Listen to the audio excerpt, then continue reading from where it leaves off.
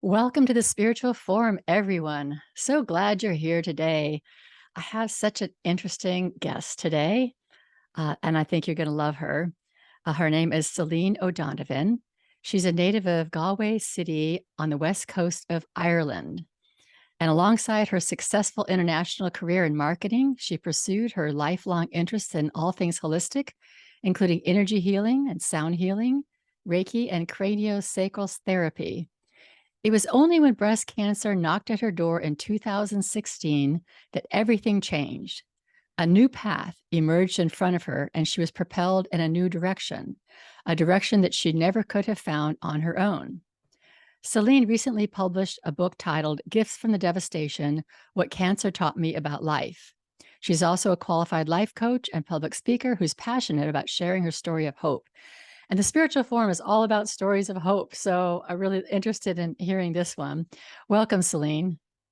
Thank you, Carol. Delighted to be here and really excited to be talking to you Me all the too. way from the west coast of Ireland. I know. And we're just going to love hearing your voice. So the more you talk, the better.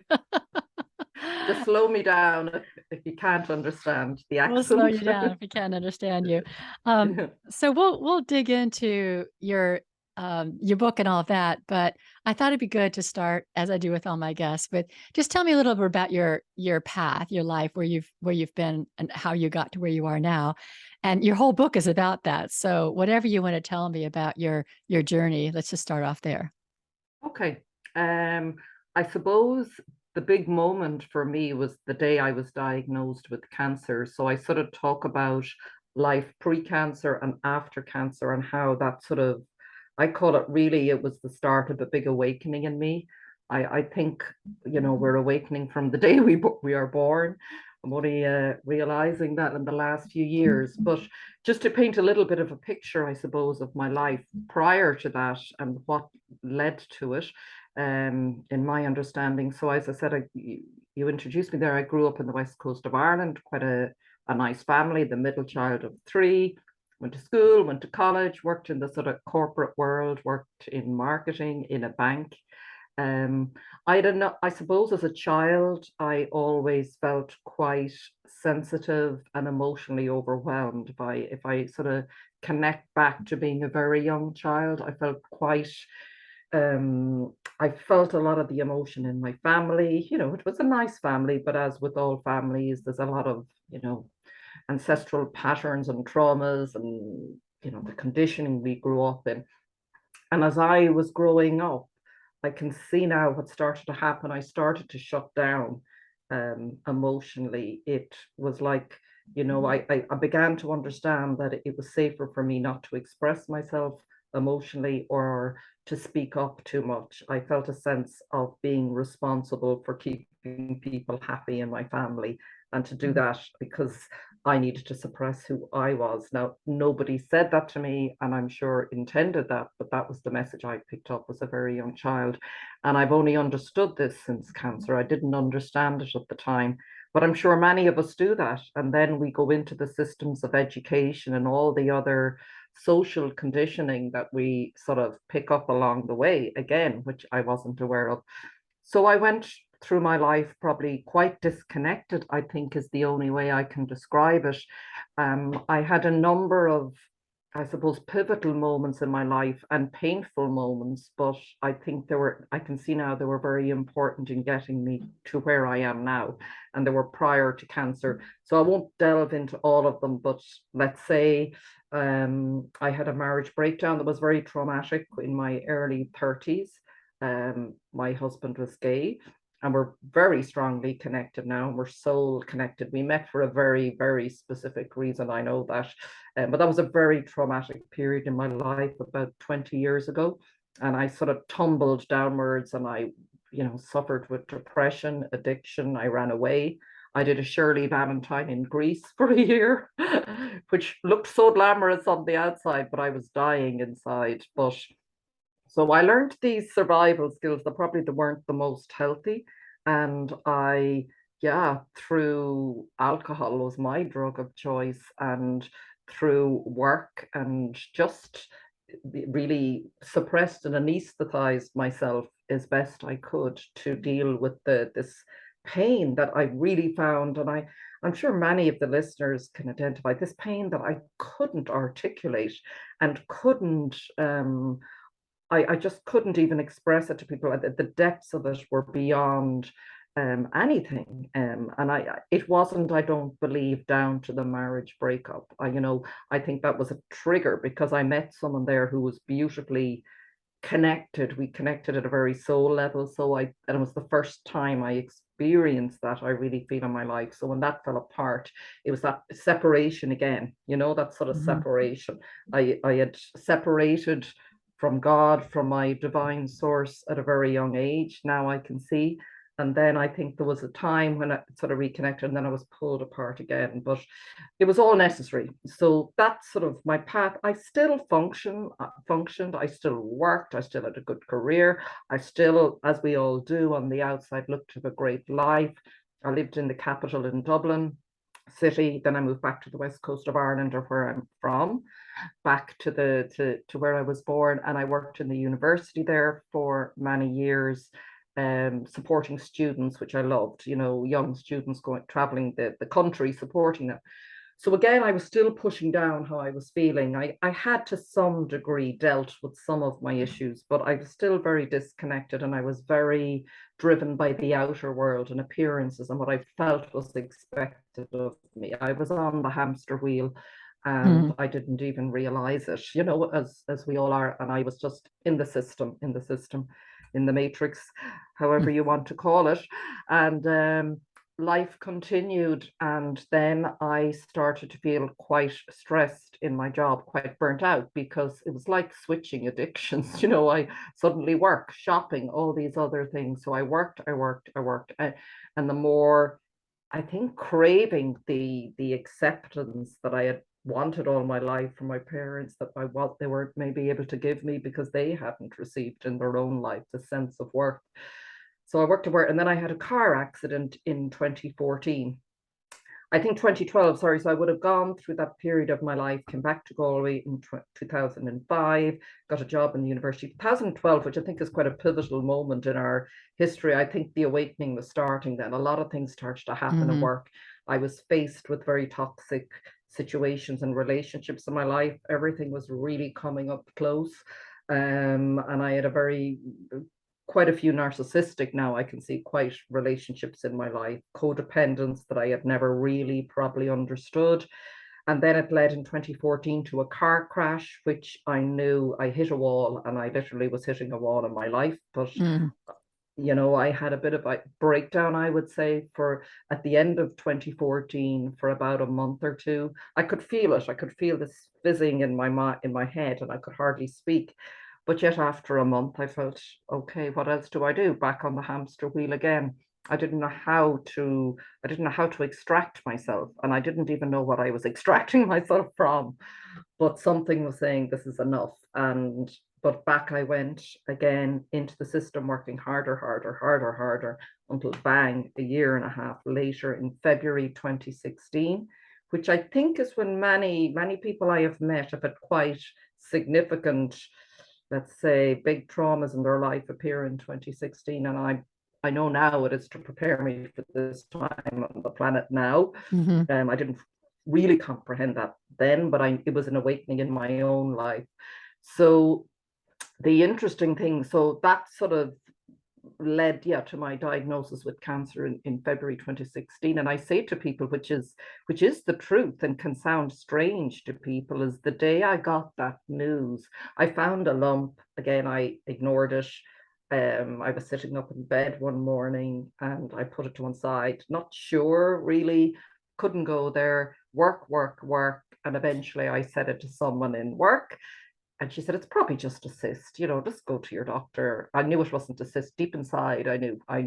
Mhm. I just knew. I knew everything was about to change. And I had a reading with someone only a month earlier, like just out of pure desperation to what's going on with my life. And she had said, your life is going to catapult in another direction. And I didn't know then, but just the knowingness that we all, when we are connected, have. And I went to the doctor, and quite quickly, within a week. Let's say I went through all of the usual tests and mammograms and everything, and I got the diagnosis. And once once I can remember the words, and he just said, the consultant said to me, it'll be a year out of your life. And I wrote it at the end of my book. I said it wasn't a year out of my life, it was the year I started to live. Mm. And it was the start of my life. And the most, what would I say, once I got through the shock, the overwhelming feeling I had was of relief, which might sound strange to people to say you've been diagnosed with cancer and you feel relieved. But I wasn't relieved at the cancer. I was relieved that I could stop, because I knew, this couldn't continue. So yeah, that was Interesting. yeah, Yeah. the end of one life, the start maybe was the beginning. Yeah. I want to pause right here. I know Sure, there's a lot more, sure. but there was so much in that. And the first thing I want to kind of point out is that I think that this disconnection from our feelings and um, disconnecting from, suppressing the feelings and our emotions, I think a lot of people may think that's associated with people who have these massive traumas, but it's Mm, we all have it. You can be in a good family, you can have a fair, pretty happy life, and still experience this. I really can't be myself here. I really can't bring myself forward here. I need to assure that everybody around me is happy. Like that's my job. And so I mhm, think it's really important to point out that because um, I know for me, that's really a little bit more like my life is. And what's interesting is when I'm around people who have had like enormous trauma, like incest or mm, rape, these horrible traumas, poverty. For me, I tend to go, well, you know, I can't really mm, speak about anything that happened in my life because nothing like that. And mm. I think that's another suppression. It's another level of I can't my experience can't really be validated because it's not big enough. It's not bad enough to bring forward. Yes, So I wanted to highlight that because it's kind of sounded like it was your case as well. exactly. Yeah, Yeah. very important for people to know that. I really Yeah. believe that. And just I read just recently the book Edith Eger, The Gift, the 92-year-old lady who was in Auschwitz and survived it. And she Oh said, as a gosh. therapist, she said people don't want to tell her, like what you said. Like I can't compare myself to you. You were in Auschwitz and the Right. concentration camps, and she said it's nothing to do with it. There's nothing to do with that, but each of us has a unique journey in this life. We all have our own challenges. This is what I suppose, that is the important thing to understand. She said, all I'm trying to do is share, we get through them in the same way. However, and some challenges are easier for others to come through, who knows? But it's very interesting when she talks about her experience, who's going to say, Right. I mean, I can line up with that. I know. It's like there's nothing for me to talk about. You kind of feel guilty, Yeah. but we all have breaks in belonging. We all have breaks in belonging. We all have there's some sense of loss that we go from, baby, we kind of come in innocent and eager and just ready for everything.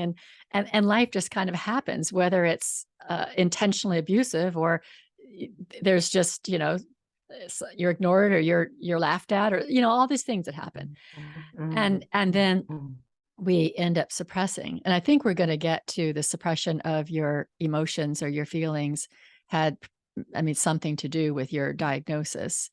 But before we get to that, there are a Absolutely. couple things. Mhm. I thought your description of the hamster wheel was interesting. Work, work, Mm, work, work.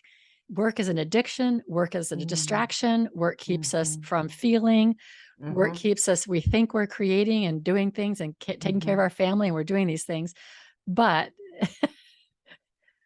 we're not tending to ourselves, and we're just but putting off, some sort of inevitable. And then you ended up literally hitting a wall. I I mean, know. how I fascinating know. is that? I mean, I know. there's like not even a translation there. There's not I even a know. like, gosh, I wonder what that was about. It's- Well, I think God realized she's a little bit slow. We've been trying for so long. I'm a slow learner. So if I can Very just get her slow to hit a learner. wall, she can say I hit a wall. Yes, and then something might start to connect. Yeah, exactly, exactly. It is interesting how spirit, does that. And it all seems like everything that you were doing was bringing yourself to this point to, having hit a wall and then the cancer is this new wall, this point where, okay, now you've got to pivot. It's like something's gonna change. And everything that you kept doing to try to avoid that, it was like, here it is. It's gonna show up. This is how God does it. Yeah, It's like, here it is for yeah, you. yeah.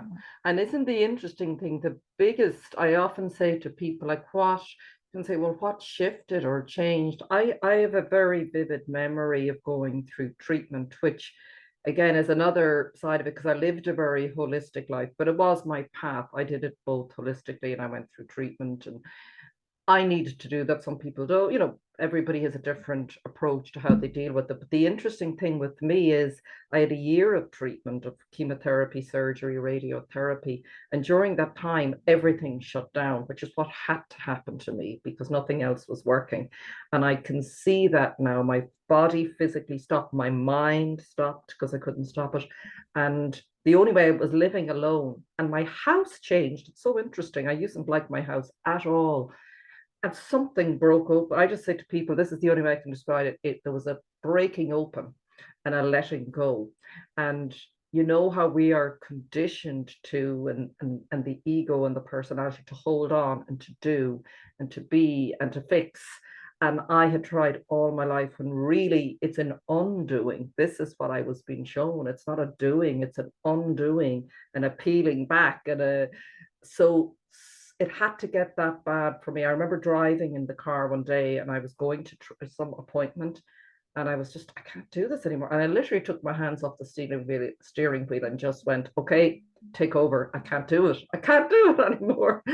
And that was when that breaking open, that sense of breaking open is the only way I can describe it, happened. And my house changed. It's really interesting, the energy of the house, because I just came into this place of peace and love and harmony and calm and flow and joy and everything. My house got brighter and lighter. People used to say it, even though I was going through, the most difficult physical treatment, but it was what needed to happen for me to understand, as you described there, the hamster wheel, the addiction to that and the doing, and I can fix it.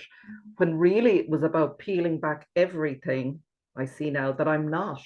All of the things we talked about earlier as a child, we pick up our traumas, Yeah. and what we pick up from our ancestors, maybe our karma, who knows? And then Yeah. all of the conditioning and programming, and really it was about getting to the point where so that was, I think, when you say to pivot, that it, I maybe didn't recognize it exactly at that moment, but I can see now that's when everything started to change, Yeah. So it's like because there was space. we spend our lifetime adding on. So we have this authentic self, and then we just Mm, add all this stuff onto it, the social conditioning and everything. And then it's like we're not even recognizable. mm, And so you're saying your healing process was an undoing, a exactly. releasing, a letting go, a peeling back of all those layers to get Exactly. down to your essence. Yeah. And it's still, we go through those experiences. I've had a lot of shift. It's continuing. And I heard a beautiful analogy. Because I found it hard to put words on. And we know the big shift is happening collectively. And I really feel and understand that's why. And I'm meeting a lot of people who've gone through their own big breakdowns and breakthroughs and breaking opens maybe 5 or 6 years ago, to be ready for this time. So they would, because I don't know what I would do otherwise now. But I can understand that collectively now, I think, as well as individually, and hope play some part and be of service. But even in the last, there's a lot happening energetically. I heard a beautiful lady describe it as, as the vibration and the frequency on the planet is rising, as we're purging all of this stuff collectively and individually, the temperature, the frequency is rising, and as it does, we have to peel off more layers because it keeps getting more uncomfortable. So it's sort of going deeper and deeper. And I had a conversation with a friend who's gone through something similar in a different way and said, when is this going to end? I'm at another layer, and this layer is even more painful. But I suppose we move. The thing I feel and I know and I say to people is, we're coming, yes, I'm connected, but I to God, but you're still, we've had a lifetime of this building up, as you said, all this layer. So it takes time, but you start to move through them faster. That's what I've found. And you know how to do it, and it just becomes, once you keep moving through it, it moves through you. And what's remaining each time you let go of a layer is just more and more beautiful. So isn't it? It's just, yeah, that's the prize. Not that I would, I don't think you could, I think I heard someone on your podcast saying you couldn't sell it to someone. I don't think you can sell this path to anyone. I think you just find it, and you're ready. Right. It's That's true. divinely, isn't it? It's divinely orchestrated and timed for each of us. So I don't want, I used to be going out trying to convince and wake people up. I don't anymore, because, Me neither. Yeah, I did I too. didn't know. Yeah. Yeah, wake up. I've learned that the need to wake other people up is just an indication that you're not awake. It's Exactly. yeah, Exactly. the Yeah. awake person doesn't need everybody to wake up. They just need to keep doing their own awakening. Exactly. It's a ego's trap that if everybody Mm, just wakes up, then the world would be great. It's like, that's not the way it no, works. Yeah. no, So I no. kind of want to get more into your healing, but I don't want to leave this idea, this collective shift. What do you think is happening Mm. collectively? Well, we're I think we're freeing ourselves from, I talked about my individual hamster wheel.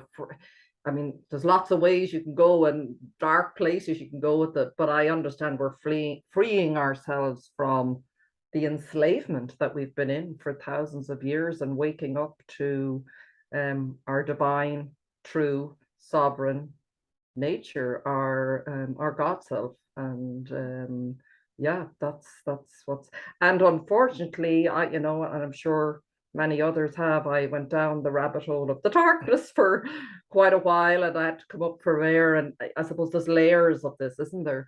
Yeah. And I've sort of shifted more now, coming into my own, I suppose, try as best I can, inhabiting my own light and connecting to that and being my true, authentic self, because that's what's impacted on me. I've had beautiful healers support me, and none of them, they were just, I had a beautiful woman, a spiritual midwife. That's how she describes herself, and she is who I met, not by accident, going through cancer. And and I see it now, it's like the birthing pains, isn't it? When you start to look at it, it's sort of the contractions, the letting go, the releasing, it's the pain, the discomfort, and it's happening on a collective basis, what I'm going through. And then it's awakening to the shadow, the darkness that is within us all, and the darkness in the world, and Yes. freeing Yeah. ourselves from that. And we have to see it, don't we? I I completely agree. It's like that going down the rabbit hole. I've gone mm, down the rabbit hole and I've come up and I've gone back down. I've gone up but it's so, for at least for me, it's essential. yeah, It's essential for me to uncover the layers of the matrix that you mentioned before, like yeah, yeah, to see what is that's it. real. And then you Yeah. see what's real, and then you can be with that. But Mm, all this, every structure that we're in is, or the way we live is within these structures that are all these layers of, like you said, enslavement. yeah, and, yeah, and we don't even see it. And then yeah, when you do see it, it's like, oh my gosh, yeah. look at that. And then you want to grab people and say, do you see that? Do you see Yeah, that? I know. And they're like, what? No, what are you talking about? There's something Oh, wrong with you. yeah. So then That's a difficult time. I don't do that anymore. Well, I don't do that anymore. I wait for somebody to say, "Do you see that?" And I go, "Yeah, I see mm, that." mm, mm, mm, But anyway, there is something okay about going down the rabbit hole, going mm, into that mm, darkness. That's part of mm. the path. Yeah, There's part of the path yeah, of seeing yeah, what what what is real, and then you don't even know if that's real. Maybe another layer is real. Maybe another layer is real because the rabbit hole can go deep. And but ultimately, you anchor yourself in the light. And mm, ultimately, you anchor yourself for me, faith in God, mm, spirit, the divine, yes, because yes, we're evolving to becoming a divine being. So we mm, are divine beings, but we're mm, evolving to awakening to that, mm, to seeing mm, this is the truth of our mm, being. Because the truth of mm, our being doesn't need all this um, masters. We yeah, don't need a lot of people yeah, telling us how to live. The yeah, divine being is very clearly listening to guidance, and we yeah. know we don't need anything out there to tell us, Mm, and so we mm. know. Um, And and sorry, just on that note, isn't it no accident when we talk about the hamster wheel that there is a concerted effort to keep us on it oh yeah, and afraid? And, because once you're caught up, as I was, like all of us are, then there's no space to sort of, yeah, awaken to that, to plug out. Like I was plugged out, thanks, because I couldn't plug myself out. I was plugged out through cancer, and then I plugged in inside, and that's why I talked about the insight. It was my way of sort of understanding it. Is I've basically, yeah, plugged out of the matrix and plugged into God and plugged into me, and yeah, um, and then you're wearing different goggles, aren't you? yeah. And then you know, exactly, the world is very mm, different. So let's talk about or, what plugging into you looked mm, like. how did that? Well, it's a gradual process and it's unfolding. I mean, I don't claim to have all the answers, and just an interesting the process of plugging into myself. I talked about that breaking open, and there's another great book which I didn't read because I didn't need to, because the title says it all. It's The Hamster Wheel Isn't Motorized. And I just thought, okay, I don't need to read this. That says it all. That's We just a do this statement to of truth. ourselves. Exactly. We do this to ourselves. So I was luckily and gratefully, I'm grateful that I was taken off the hamster wheel. I had that breaking open, and through that connection to, to God, to the divine, and that unfolding, a beautiful spiritual teacher I found many. Is a man called Muji. He lives in Portugal. I think he is a retreat center there, and he talks about, once you plug in and once you find that place in the stillness, it does the work for you. You don't have to do anything. I've noticed that there's just been this expansion and unfolding. It's like you take a match and you light the match. That's all you have to do. Once it takes hold, it will it will of its own accord expand within you, and that's what I'm finding. I've nothing to do. I've nothing to do. It's just, I mean, obviously there is the inner work and clearing out the trauma, because I think the trauma is the other aspect of the enslavement, because the more we're kept in our trauma, this is what I found in myself. I had so much unresolved and unfelt emotion that I was so afraid to go near. I couldn't sit still. I couldn't be in the silence. So it was sort of taken from me, but I still had to continue on then and do the work after that once it was started. Um, and that is the key, I think, for me. One I've done a huge amount of, I think you mentioned some of the healing work. I'd always been dabbling in healing work all my life, but I didn't know. But obviously everything happens at the right time and nothing is wasted. I know no experience is wasted. So it was happening to prepare me for now, because I couldn't understand, why can't I make this work in my life? Why amn't I going out healing and doing this work? But it's sort of now, because I wasn't ready. I wasn't ready. So now, as I'm sort of, but it's helped me understand and not be afraid of working with clearing out this trauma. And as I've started to do a lot of healing work in the last few years, then I have been able to sit with myself. It has been okay to go into the stillness and the silence. I think most of us, that's what keeps us captive, is we don't know how to go there because all we feel is pain when we sit with ourselves. Mm. And I totally understand it, because I ran from it for years. I was afraid, and I'm really passionate about, I know we can't tell anyone, but if someone comes to me to go, we can fear we'll get lost in it and we'll never come out. So, I'm a big believer in, and that's sort of some of the work I do now, helping people move through it, and allow it. The more we suppress, that's what my illness was. It was suppression of my power, my energy, my source, my creativity, who I am. And all of that then, becomes very, very painful. But it's just energy that wants to move. That's what I've learned to Yeah. understand. That's all it wants. It doesn't want to stay. It's uncomfortable there too. It wants to leave, and Right. it's Like its yeah, natural state is yeah, movement, exactly. And and even grab onto yeah, it. Yeah. yeah. So that's been one big part, huge part of my work, and continues to be. But I'm not afraid of it. I sort of dive into it now. I really do. I can feel it sort of. It's I can feel that nearly transmutation that's sort of happening, that alchemy as it sort of shifts. I really physically feel it now. It's amazing.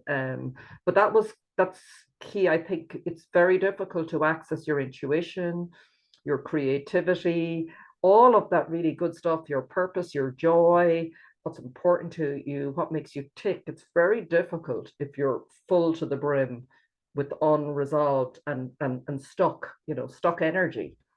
Yeah, Because and a lot of people are stopped. I don't know what my purpose mm, is. I don't know mhm, what I should be doing. I remember really being in that place a lot. When I was on the hamster wheel. I remember thinking, mm, I worked for a large energy company for like 20 years, but I couldn't really envision what else could I do. What else could I mm, do? And it was mm, because I was so trained. I went to college. I got my degree. I got my job. I was making money. I was doing well, I had a family, everything was good, but it was like that wasn't really what I wanted to do, but I couldn't even yeah, conceive. It wasn't yeah, like I even knew. And so mm, so that's the blocking, that not knowing what is my purpose or mm, what is mine to do. Like what you're saying is it's energy blocked within us that we need to free up before we can yeah. access those things. Yeah. And then it becomes a flow. This is what I have Yeah. found. And it feels a very natural state for me is to be living in flow, because I heard again another description about, your purpose and dharma. And apart from what you do, it's who are you being? Like, who are you being in every moment?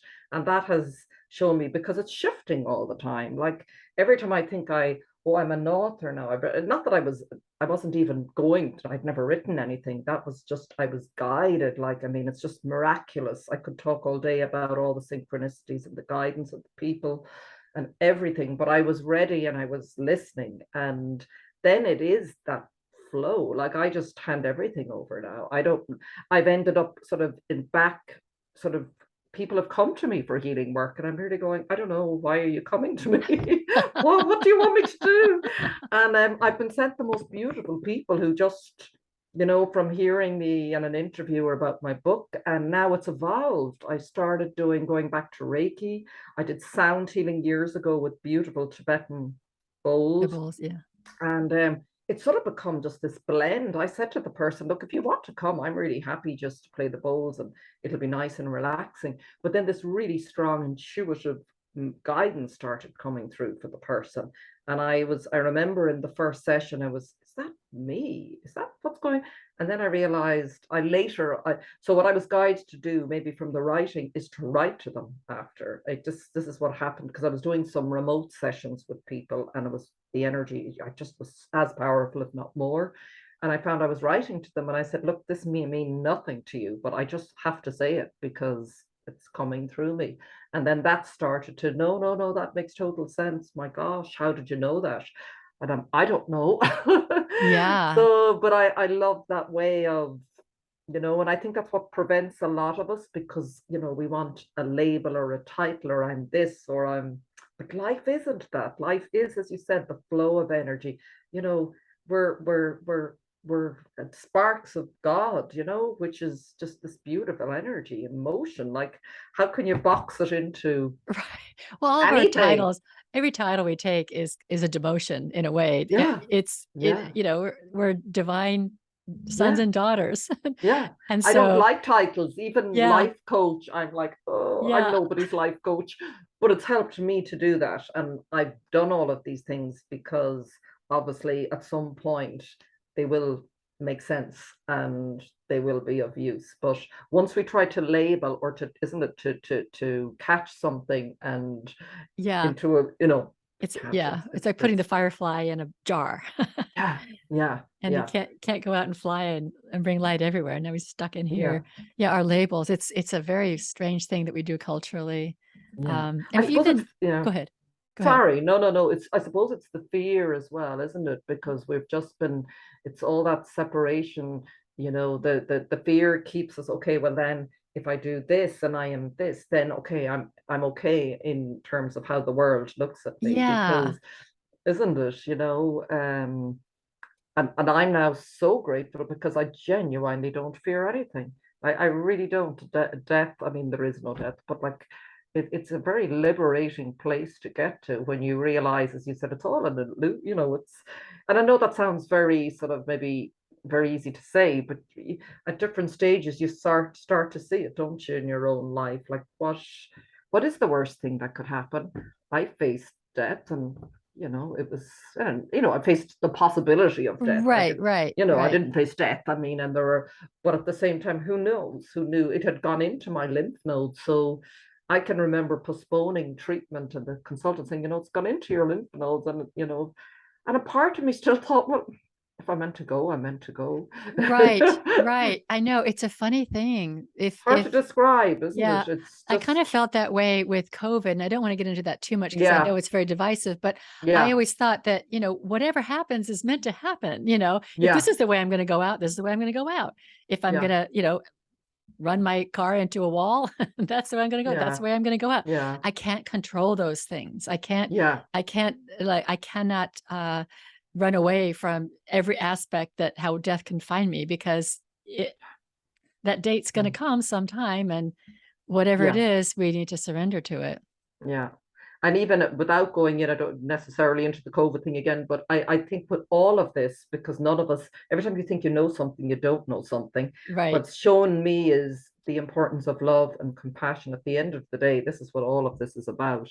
And the unity and, all of the separation for different reasons down through the years has always been, isn't it? That sort of divide and conquer. And Hmm. it's really, this is the journey. Like it's taken me a long time. I've been very slow over the last few years just to remember it's about going within, Celine. And I say to people, it's, wherever we ended up in the last few years is where we needed to be. And I ended up back with my mother, who's 91.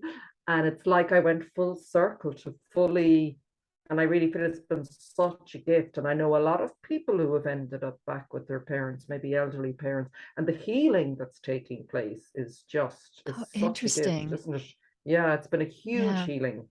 Yeah. I I've come mean, back. Yeah. as you talk about that, mine was kind of the opposite. My Oh. last living parent died right before COVID, just January 30th. And I felt, even though I was a grown woman, I felt orphaned.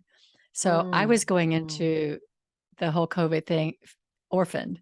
Um, mm, and that's an mm. extreme statement because it wasn't like I was a child and I'm a grown person. I had parents there my whole life. He was 96 and but You're there's still something about, orphaned. yeah, there's Yeah. something about now I have no parents. Mm, And there's kind of you're kind of looking for your handholds there. And I have siblings and all, and but it's interesting. I have to really mm, look at this because going into mm. COVID, which was such a discombobulation and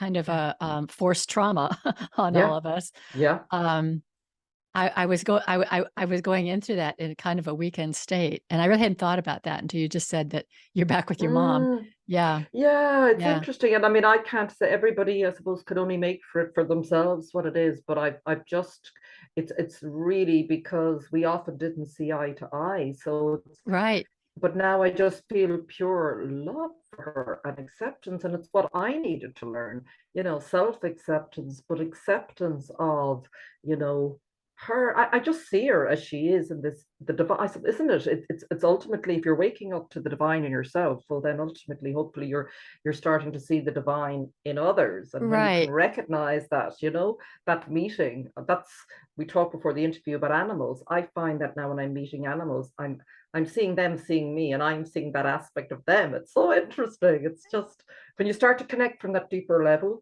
Right. with people who are there too. You don't, no words are needed.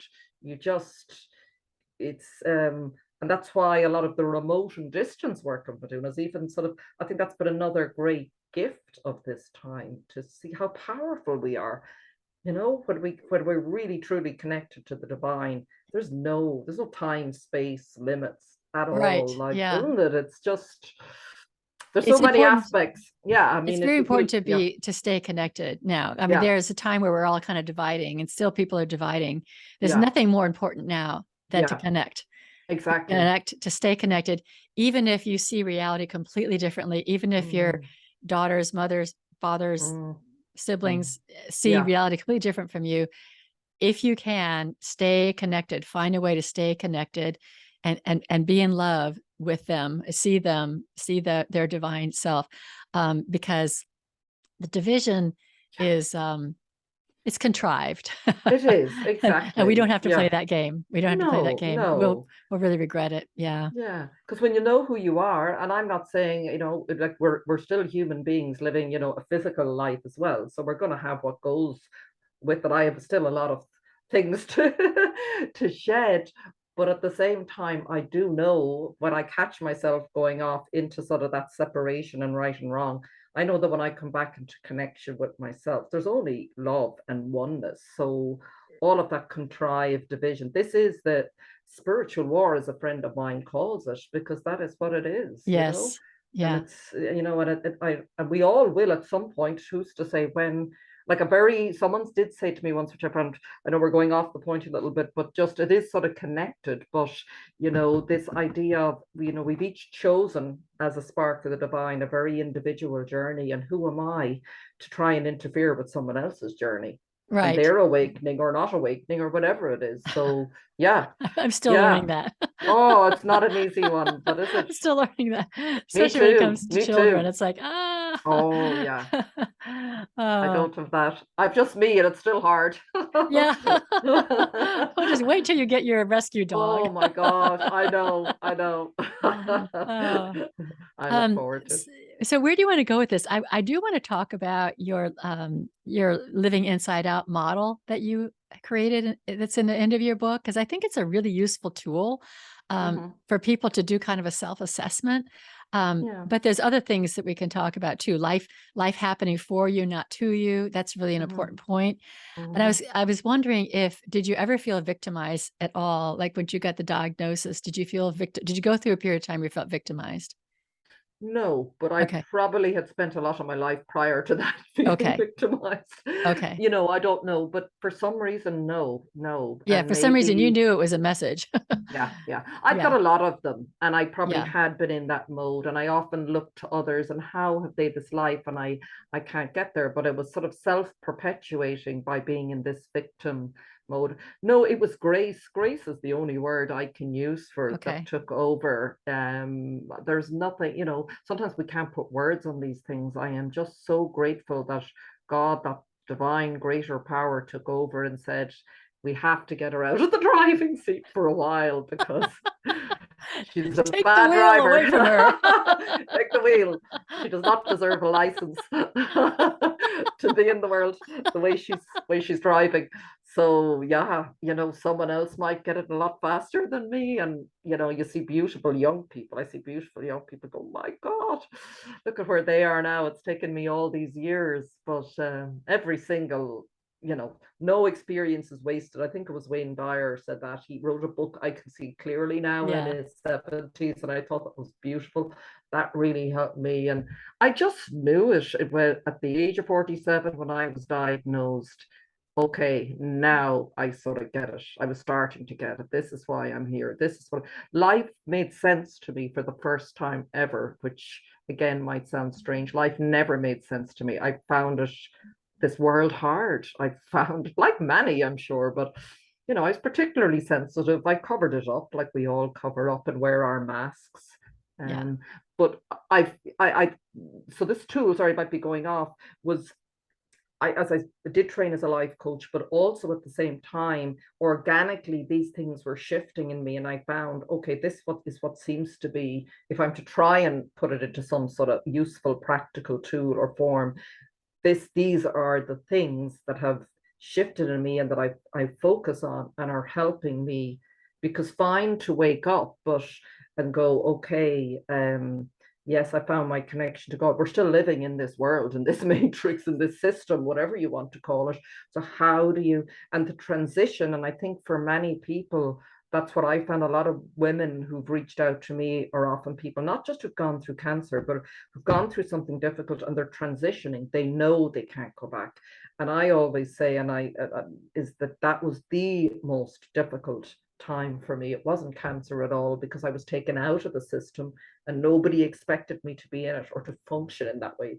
So I was allowed to just be and explore and connect with myself. But it was the aftermath. Many people were, I'm presuming I was going back into where I came from. And I was looking at them going, that's what made me sick. How do you think I could go back there? Yeah. But, how could anyone else understand? But I just knew I couldn't, but I didn't know what lay ahead. So that was, going into the void and trusting and taking that leap of faith.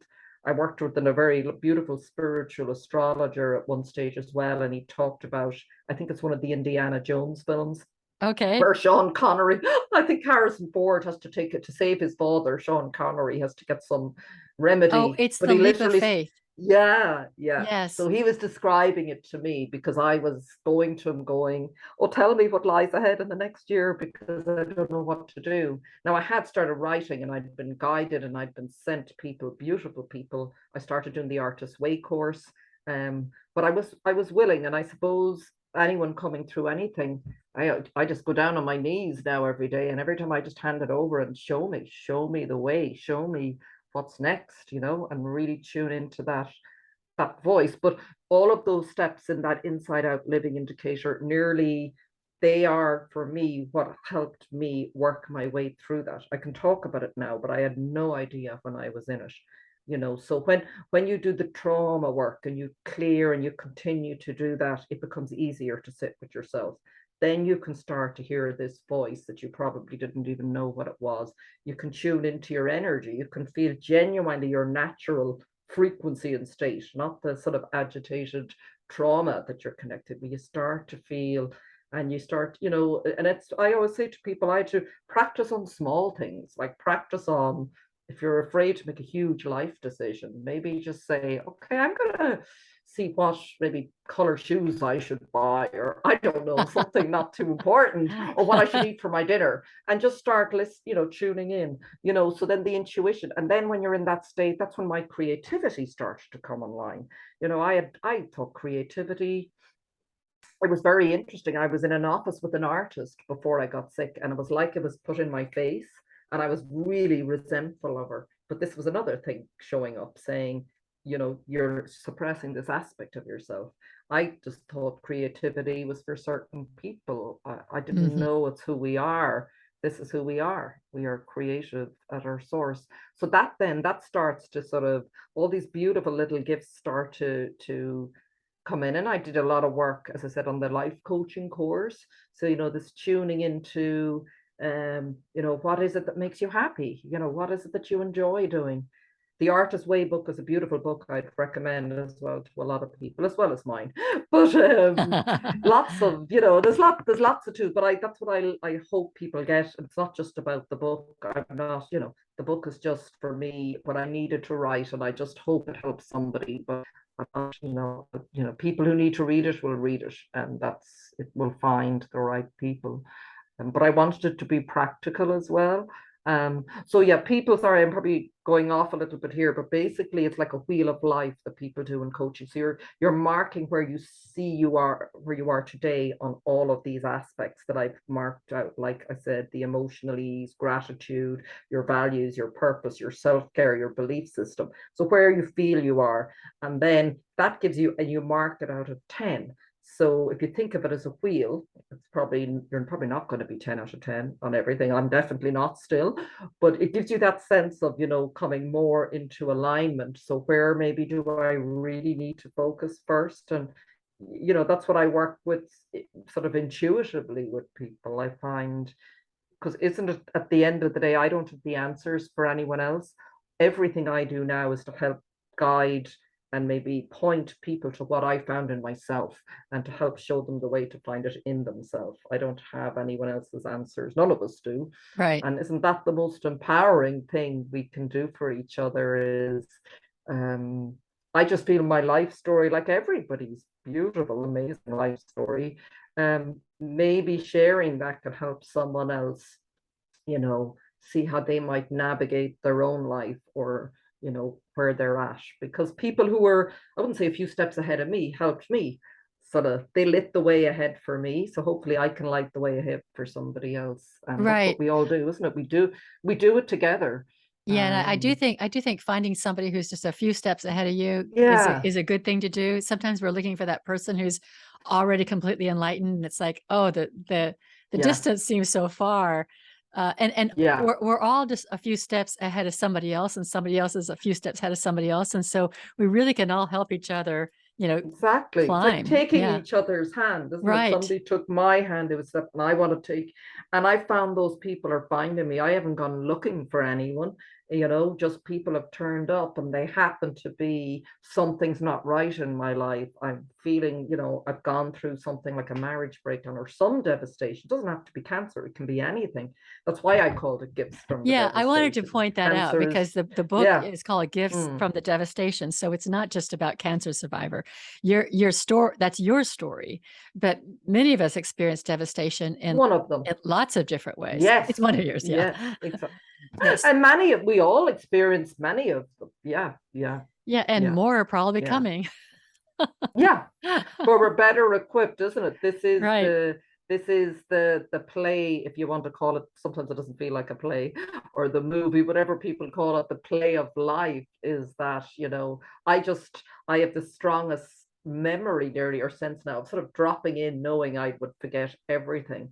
And I talk about it with my ex-husband, because we know that we were sort of decided to come in and do this together. And we literally jumped in and went, and I joke and say to him, I shouted after him because he was born before me, remember, we're not meant to get married. And then he didn't hear me because he went a year before me. So then we go into the amnesia, and it's, what we've designed. And some people are meant to be with us. I know he's on his awakening path, which is different to mine, but I know that we chose to support each other through it, because we did pick quite painful. We all have some pain, but yeah, and isn't it then when you start to awaken to that, even though someone said you don't know that we're ever awake in this lifetime, we're constantly awakening to the next, Right. aren't it? Right. You never know. Once you realize you know nothing, or you don't know, it's probably the best place to be. Yeah, that's for sure. I know, Mm. but people who think that they're awake, I you might I mentioned this, I think, a couple of podcasts ago. My my prayer, regular prayer is, God, show me what I can't see yet. I want to see what I can't see Mm. yet. And Beautiful. I know that there's only so much that I can be shown. I know that if everything was shown to me, I wouldn't be able to see it. And, it's just like, Mm. because I'm not there yet. So it's kind of an incremental thing. I'll be shown this, and then my awakening happens in this way. And then, oh, now I may be ready for this over here. And then there may be a Mm. lull, and I'm still praying, show me what I can't see, show me I can't see. And it's like, I could fool myself and go, well, I guess I see it all because I'm not being shown Mm. anything, but that's a trap.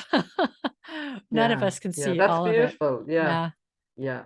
And aren't you, you're given these times of sort of to integrate, because if we got whatever it all, we'd probably explode. Right. We would And as you probably said, not. we wouldn't be able, yeah, we'd be dead. Like it just be too much. There'd be an electrical circuit blown out or something. Right. And every time I think isn't it? And even these last few years have been such a big lesson for me, because I did go into the division at the beginning. I didn't mean to, but I did. And I did go into the separation, and I did go into the judgment, and I clicked with me at some point. I don't know when. ah, this is about, unity. This is about love. This is about compassion. This is how we win this war, for want of a better word. We come back. And I started, it's amazing. I could see it.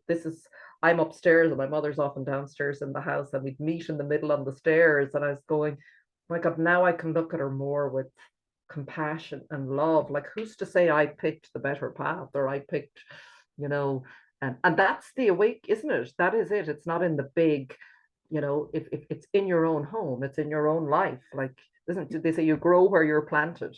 Can't Yes. grow somewhere else. So I was planted here. And Yes. even though at times I didn't want to be here, I wanted to run. And Um, here you but are. yeah, that's it, wasn't it? Wherever you go, there you are. Yeah. Isn't it what they say? All these beautiful, Yeah, and wise people. the judgment and the separation and all that's just kind of succumbing to, quote, the darkness. And but we're light, Yeah, as you said, you're like we're like yeah, sparkles. We're like God's yeah, sparkles. So yeah. the way we transform the Mm, world is just by being our light. yeah. And the work that you've done clearing out all those layers, and so your light shines. Your light now is like on a hill, like what did Jesus say? Don't put your light under a bushel Mm, basket. mm, Put it on top of the mm, hill. mm, Show everyone. Be a beacon on the top of the hill. And it sounds like mm. that's where you've come to at this point in your life. Well, I hope so. I hope so. And like everybody, isn't it, it sort of shows up in a mirror in our lives, doesn't it? So when I've just started to see more love and light and beauty in my life, and like that beautiful dog, that I might have been afraid of before or something, I've such reverence and respect for animals now. I just think they're the most amazing.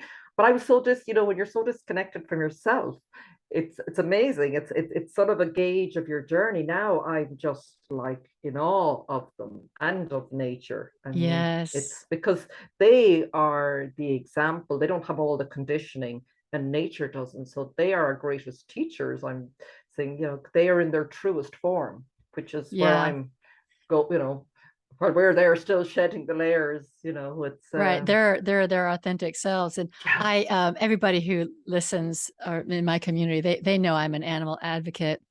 And I do think that when you look out in the world and you see the way we culturally treat animals, I mean, we are vicious, in our exploitation, talk about slavery and cruelty. And it's just it's just an indicator. It shows us how disconnected we are.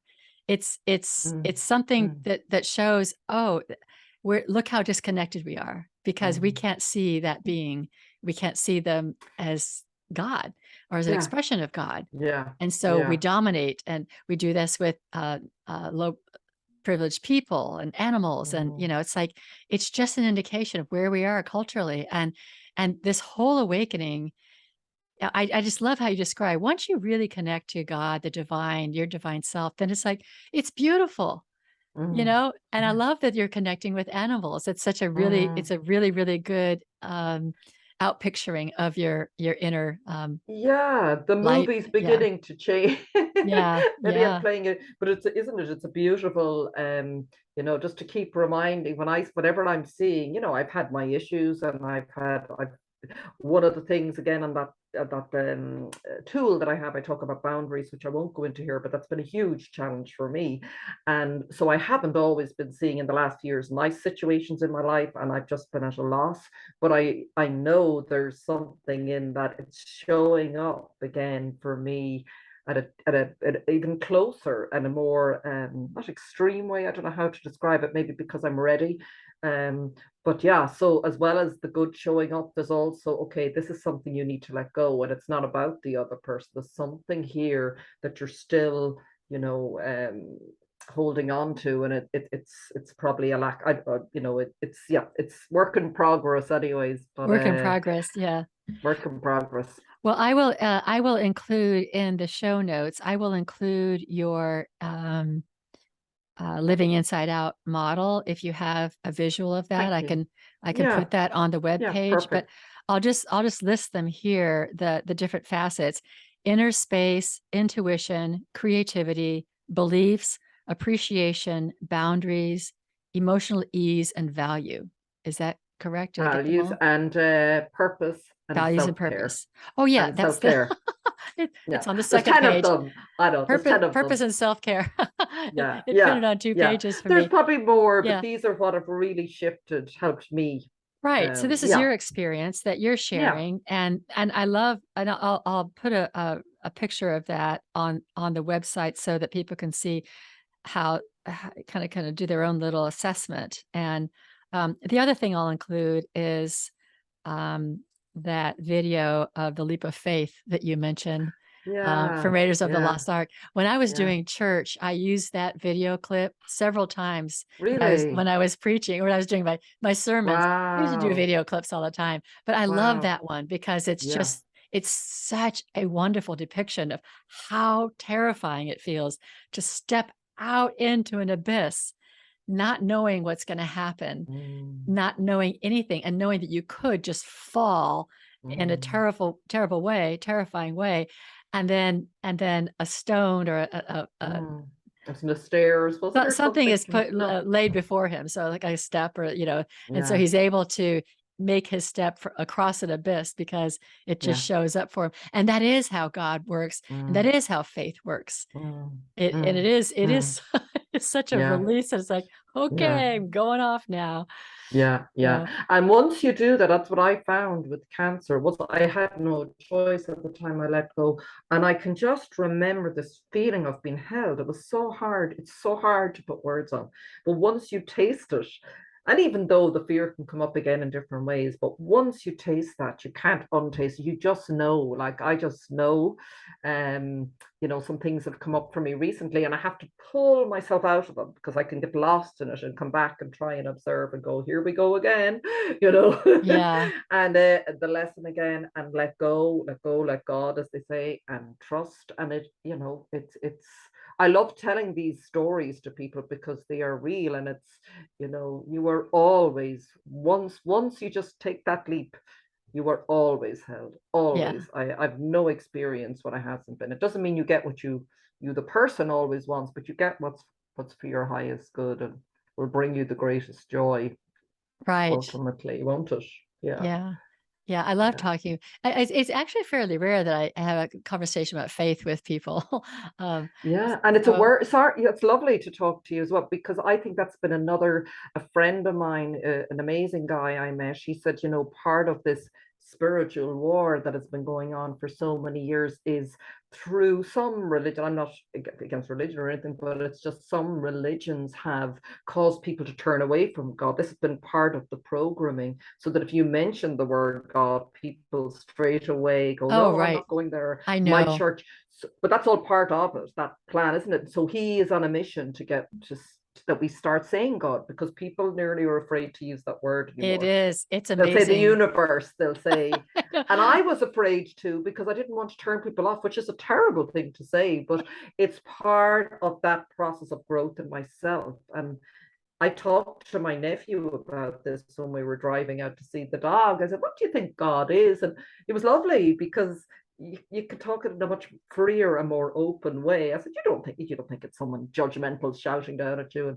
And this is what we're here. This is my passion too, is to remind people we're all God. Right, right. We're an aspect. It's strange that that word is so much Yeah, of a trigger for so many people. yeah. So for me, I often say, and you'll see it in my writing, God slash source slash spirit Yes, slash the yes. great mystery I do slash it too. whatever, But whatever you yeah, want to call it. I yeah. call it God. Whatever you But want to that's call been it's the word. fine. Yeah, yeah, yeah.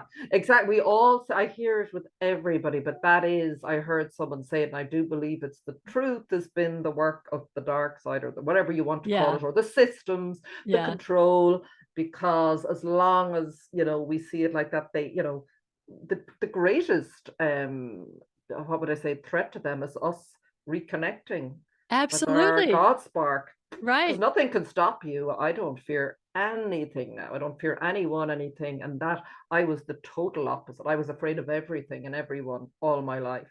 So it is, yeah. There's a reason why we're not being encouraged to connect with God. For So sure. I would Yes. say to people, give it a go. If you don't like it, you can disconnect, but I doubt you'll find that. I love that. I love that. I think that's a good Yeah, note to yeah. close on. Give it a go. Give Mm-hmm. it a Give go. it a go. Yeah. Um, so I do want to close, but do you have any last words you want to say that you didn't get a chance to say? I just want to make sure I give you that opportunity. Thank you. Not really, other than that reminder to people, just if you are a spark of the divine, every one of us is, and your only job here, as I'm still learning, is to shine your light, like you said, as brightly as you can, because nobody can else can shine your light. We are each so unique and we're needed. We're essential. I wrote another book, fiction called The Tapestry of Life.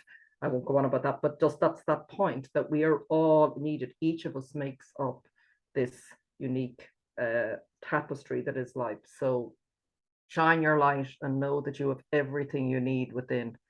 Yeah. Wonderful. Yeah. And Celine, I'll have on the podcast page, I'll have all the links to your books and your page and everything. So people can find you Thank you. there. Thank So you. I have a yeah. mailing list too. So if anyone wants to check that out and Okay. connect, I'd be delighted too. All So right. Well, thank thank you so much for you. being with me today. It was Thank you really a so pleasure. much. Yeah. So, I and loved it. Thank you so much, Reverend. yeah, it was really great. Thank you. So, and I now close the spiritual forum.